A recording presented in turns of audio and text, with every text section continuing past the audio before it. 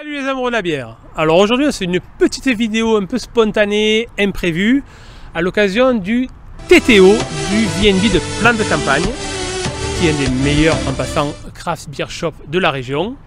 Et de suite, qu'est-ce que c'est le TTO? Je vais vous expliquer immédiatement avec certains intervenants. Venez. On se retrouve donc en tant que passionnés avec Rémi de Fauve et Julien de Prisme. On voulait savoir ce que c'était d'abord un TTO. Et quel est l'intérêt pour vous de faire un TTO si loin de chez vous aussi? Alors un TTO, c'est un tap take over. En fait, c'est une prise de bec. En gros, théoriquement, c'est qu'une seule brasserie qui prend en fait tous les becs d'un bar à bière pour présenter un petit peu ses produits. Et là, cette fois-ci, il y a Fauve qui s'est incrusté. Donc on a fait un double TTO en partage. Voilà. Ouais, c'est un TTO et demi quoi en fait. Ouais. Mais oui, pour nous l'intérêt c'est clairement d'aller voir les gens qui boivent nos bières quoi. Parce qu'on peut les boire tout seul, ça c'est un truc qu'on peut faire, mais on aime bien les boire avec les gens qui aiment bien boire nos bières avec nous. Mais du coup l'intérêt pour le client, vous y retrouvez ou pas? Ils prennent vos pressions parce qu'il y en a quand même 2-3 qui sont... Est-ce que vous y retrouvez? Et niveau, alors je ne vais pas demander des chiffres précis, mais entre le trajet aussi, les fûts, est-ce que ça marche ou pas? En fait, clairement, on le fait pas du tout pour l'argent, parce qu'on gagne pas d'argent là-dessus avec les trajets, etc. Non, on le fait plutôt pour rencontrer nos clients.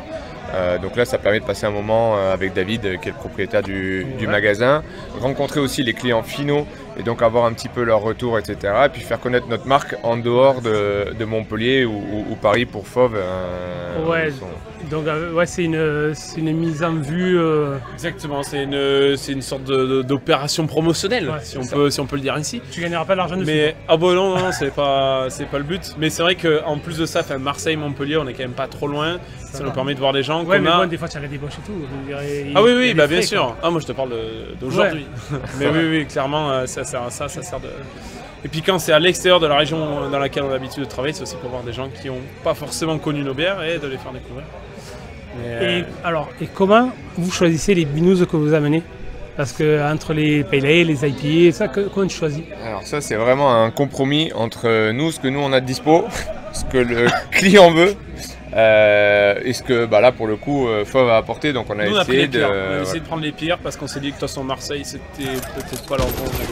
Je vais m'emmerder. Ouais. Voilà. Et nous on a pris les meilleurs parce qu'on a que ça. Voilà, désolé. Over the top. Voilà. Donc, ouais. Mais tu choisis en fonction de la clientèle où tu vas. Tu sais qu'il y a des régions des fois où ça marche mieux une IPA, une stout, tout. Non. Il n'y a pas de régionalité IPA ou stout. Quand même pas. Il y a un public et après de toute façon on fait des bières qui sont. Et il y a une mode des fois. En fait je vais revenir sur ce que dit Rémi. Clairement, en fait de toute façon on fait des IPA globalement, et lui et nous, on fait des bières globalement très doublonnées. De temps en temps, on sort une petite acide ou un petit stout, mais on arrive globalement avec, de l'IPA, mais parce que c'est ce que nous on fait, c'est notre spécialité, c'est là où on est attendu. On sait que c'est des bières qui sont meilleures à déguster le plus frais. Et là, c'est les trucs qui ont été faits. Il y en a une à la pression qui a été enfûtée la semaine dernière. Ouais. C'est ce qu'on a de dispo. Et il y en a que tu fais qu'à la pression aussi, tu m'as dit. Exactement. Ça y est, à Fauve, maintenant, il y a certaines références qu'on fait qu'à la pression. Soit des références qu'on a déjà sorties en canette, soit d'autres qu'on va créer petit à petit. Mais il y a de plus en plus de demandes pour les bars et pour ce genre d'événements aussi. Donc, effectivement... on fait des bières pour la pression. Ouais, pareil. Ouais. Puis c'est plus simple à faire un fût qu'une journée entière d'embouteillage. Les canettes sont plus jolies, mais les bières pression sont plus faciles à faire. Et pour vous, niveau rentabilité, c'est kiff-kiff ou... C'est un petit peu mieux les canettes que le fût. Mais le fût, ça va plus vite avant, donc bon, finalement, si on cumule un peu tout, on s'y retrouve en faisant un peu des deux. Plus les stocks et puis sortir plus de volume, clairement. Nous, ça a été l'objectif chez Fauve, on a récemment augmenté la production et pour pouvoir distribuer plus, c'était plus simple de faire plus de fûts, aussi parce qu'on est limité par notre capacité d'encanage. Donc clairement. Et là, tu passes en direct ou tu passes par un exportateur, genre Gourou ou compagnie? Ça dépend qui. Nous, on passe en direct et eux, ils passent par Gourou. Ouais. Monsieur est de Gourou aussi. D'accord. Sinon, tu passes quand même par. C'est vous qui choisissez, c'est pas quand même le caviste, les fûts que vous amenez et tout.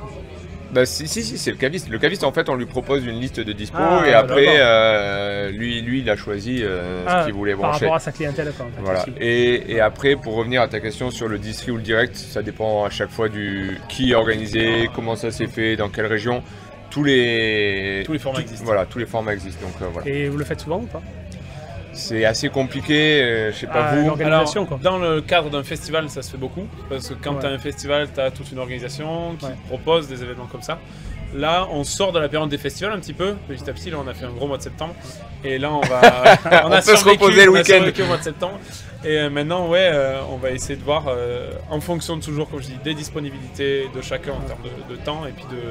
Que des TTO, je parle. Hein. Oui, c'est ça. Et s'il y a des gens qui nous proposent des trucs chouettes, moi en tout cas, je suis toujours partant s'il y a des trucs comme ça. Et c'est souvent des chaînes ou ça peut être des petits indépendants? C'est plutôt aussi assez rarement des chaînes d'ailleurs. Ouais. Ah ouais, moi, c'est la première fois que je fais un TTO dans les avions. Ah ouais, tu vois. Voilà. Nous, on essaye de faire ça au maximum. Mais en prenant en compte la vie de famille des uns des autres, la fatigue, les événements qu'il y a. En pleine semaine, et voilà. Donc voilà, après on trouve ça toujours cool de passer un bon moment comme ça. Ouais, mais c'est donc voilà, c'est trouver le juste milieu entre tout ça. Bon, cool. Ouais. Merci les gars. Ils sont top hein, quand même. Allez les gars. Achetez leurs binous, elles sont pas mauvaises, ça va. Montpellier forever les gars. Bonjour Gandalf Birgit. Donc maintenant que nous avons eu l'avis et l'opinion des brasseurs, on va demander aux cavistes qu'est-ce qu'ils y gagnent. David, c'est le perfect manager. David, qu'est-ce que tu gagnes toi quand tu demandes des TTO? Ça te rapporte quelque chose? Ça n'a aucun chiffre, je m'en fous.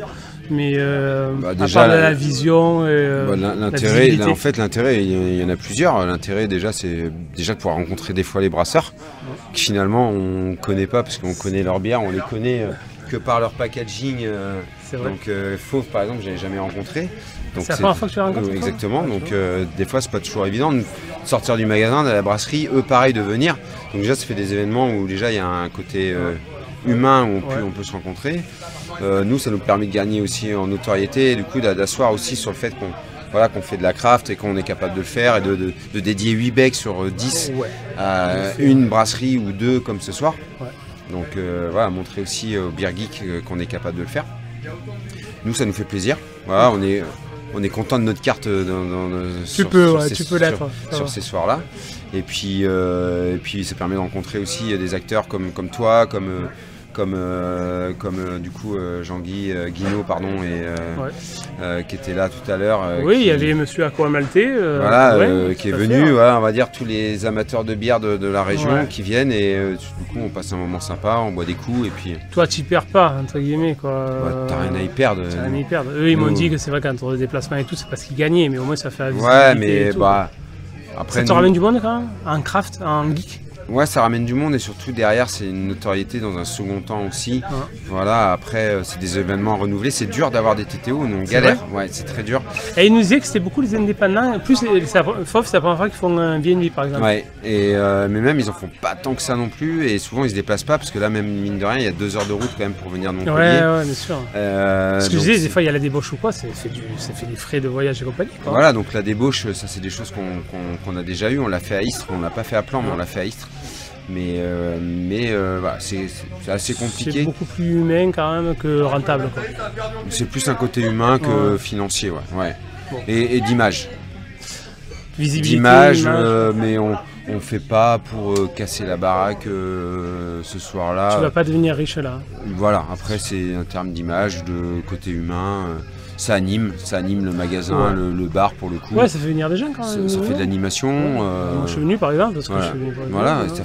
Ça crée de l'animation. C'est vraiment ça. Et puis on rencontre du monde. C'est cool. Ouais. Voilà. Donc là, on se prend un client au pif qui est venu.